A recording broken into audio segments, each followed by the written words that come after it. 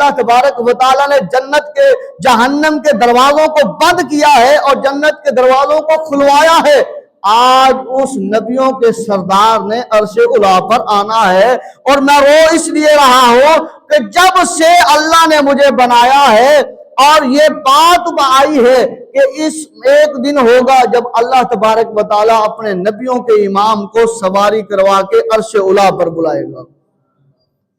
میں اس دن سے میں رو رہا ہوں کہ کاش کہ یہ میرا رونا، یہ میرا آنسو بہانا اللہ کی بارگاہ میں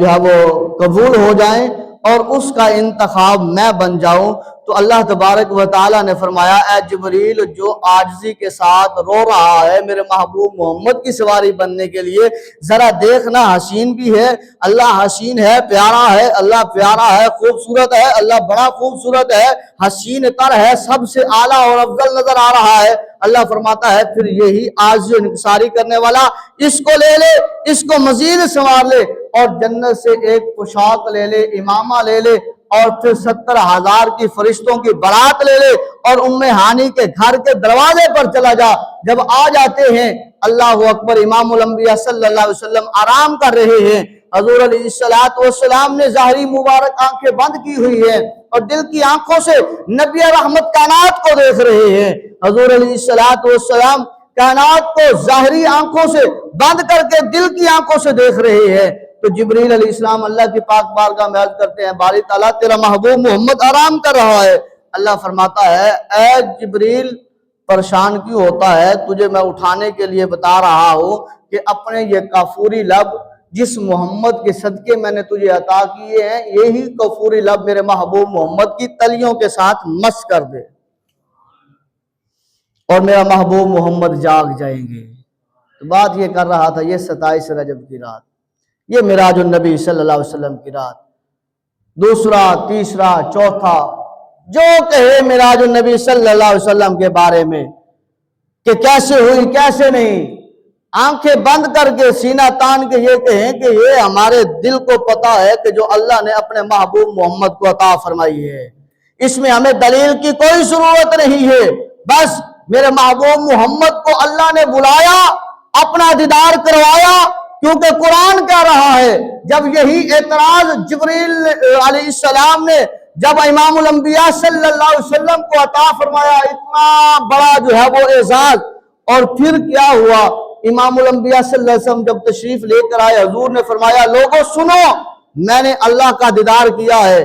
1 منٹ میں یہ سارا سفر بھی طے ہو گیا، 7واں آسمان بھی اور پھر سدرۃ المنتہا بھی اور عرش اولیٰ بھی اور پھر واپس بھی۔ اس وقت ایک بندے نے اعتراض کیا تھا، وہ تھا ابو جہل، جس نے کہا 1 منٹ میں 18,000 کا سفر جو ہے وہ 18,000 سال کا سفر کیسے طے ہو سکتا ہے،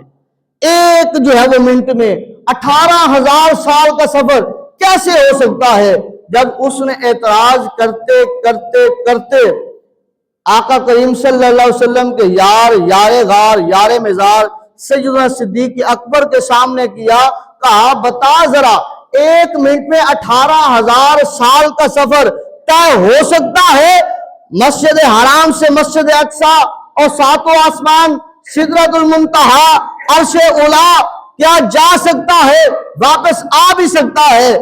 حضرت ابوبکر صدیق رضی اللہ تعالی عنہ نے فرمایا، ہاں اگر میرے محبوب محمد نے کہا ہے تو میرا محبوب محمد 1 منٹ میں جا بھی سکتا ہے اور آ بھی سکتا ہے، کیونکہ یہ خدا اور مصطفیٰ کی بات ہے، وہ خدا ہے یہ مصطفیٰ ہے، وہ رب ہے